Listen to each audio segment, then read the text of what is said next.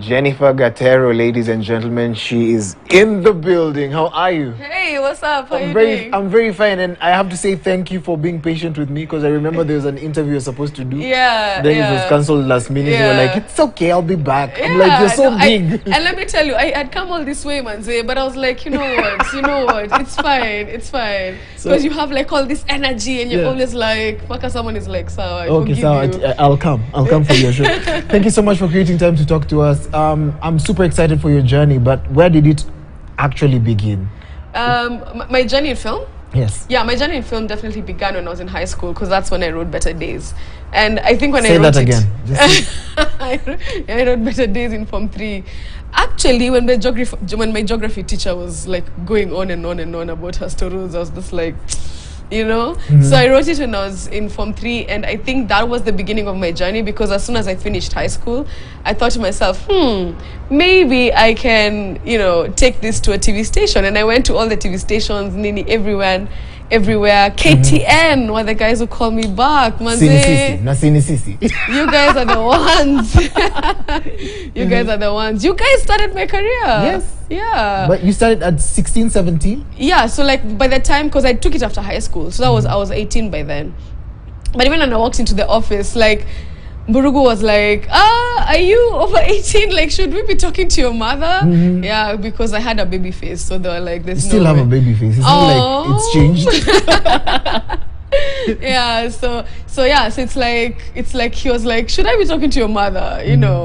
But yeah, so that's how it started. It's I'm back to the building, like I'm back to where it all began, guys. Yeah, but I'm so excited for your journey. One, you put on so many people, man. Like when I'm looking at just the cast of Better Days, I'm talking about one of my favorites, Charles Ouda, got his chance there. Yeah. Akina Nick Mutuma, right? Yeah, there's all these guys, manze, all these guys, yeah. You can't even remember Raymond Ofula, yes. That was one of his first big roles, and he killed it, manze, he killed it, sana. So, Ebu, listen to this. You're 18. Yeah. Then you give Raymond Ofula his first big gig. That's when you got to know Akina Nick Mutuma, Akina Charles Ouda, and so many notable names. Because from there is when people start becoming serious with films. Yeah. How does that make you feel?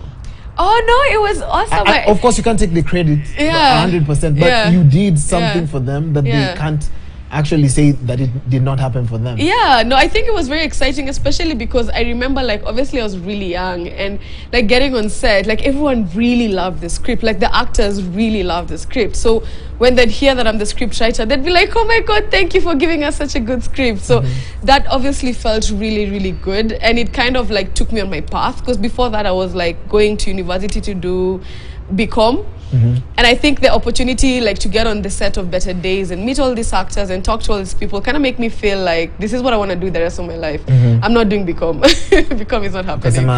Yeah, I was like, BCom is not happening. Yeah. But so you write a film, your first series, without the know-how. Yeah.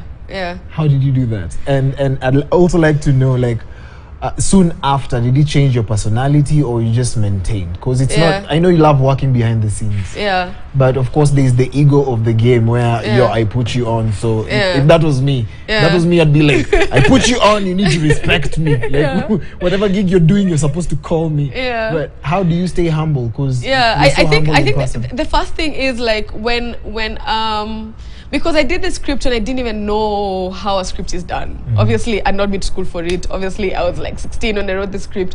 So I even had handwritten the script. So I remember when I brought it to the reception of KTN, she looked at me, she's like, "Okay, this script is handwritten. Can you please go type it?" I'm like, okay. And then I wrote it like a play. I didn't write it like a professional script. So I went and then I like wrote in very nice handwriting and then photocopied and brought it back. She was like, okay. So the first copy that people got was actually handwritten? Yeah, the copy that now, like Akina, like was the production approved. manager or whatever, that was approved, was actually handwritten, but just photocopied. Oh, nice. You know? And then, like, when I wrote, because I didn't know how to use a computer that well by then, I hand wrote it, and then KTN agreed to get someone to type it out. So, like, they were typing out my handwritten, like, I was writing on foolscaps, and someone else, like, typed it out. That's how it happened. That's crazy imaginable. but now let's talk about your new venture. You just got something on Netflix. You want to talk about it? Yes. Congratulations. Thank you so much. Yeah. No, it's so exciting because I think, as I say this all the time, it's like a win for independent filmmakers because we were not commissioned by Netflix. Netflix didn't come and tell us, hey, do this, we're going to pay you, blah, blah, blah. It was literally, we said, like, I was with my crew and we said, we want to get on Netflix. And Netflix, no one is coming to commission us. Like, we could wait all year, we could wait all day. So we need to do it ourselves because they only take, like, a finished product. But then it's like, how do you do that when you don't have the money? So it was collaboration, it was everything. It was basically, we produce it independently and it got on Netflix, and that's a win. That's a win not just for me, but for the industry. Straight. You did the film, finished, did the premiere, and then I was one of the first people to actually talk about how you did a film, an amazing film, and then now soon after Netflix comes in. How did that make you feel? That call. My gosh, let me tell you. First of all, the interesting thing about it is I'd been given a Netflix aggregator who deals with a lot of like content and all that stuff, and I gave the aggregator my content, and she sends me a message that was so disheartening because she was like, no. Okay. And I remember like getting that message and saying, oh my God, I'm so sad. But then I said, but she's just an aggregator. She's not Netflix. Yes. So I need to get to Netflix. And the journey to get to Netflix began. I emailed, I called, I messaged. I was like everywhere. I made sure that my movie gets to the Netflix Africa office to the point where like when I finally like get in touch with the head of Netflix Africa, I had like asked everyone for his number and his contact. Like I was nilikuwa sumbua. By the time I get to the head of Netflix Africa, he's like, Jen, your movie is already on my desk. Yeah. I was like, oh. You didn't know that. I know. He's like, yeah, no, I probably figured it might be because I had pushed it from every avenue that I was like, maybe it's already, because he told me it's already on my desk, like it's been on my desk. I was like, oh cool. He's like, but he's like, I like how persistent you are.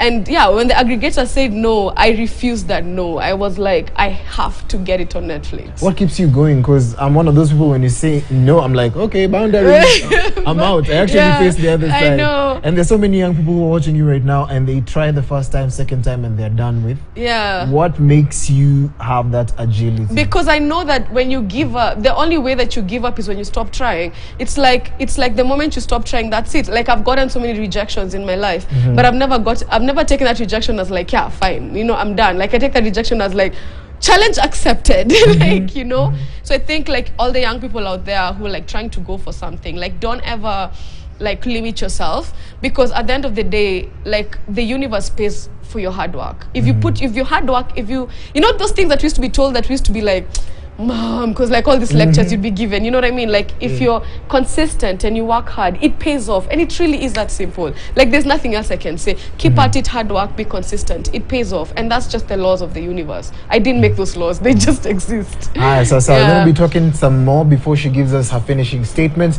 Right now we take a short commercial break. Soon after, more pop culture stories, and then we get in conversation about this amazing film. See you out.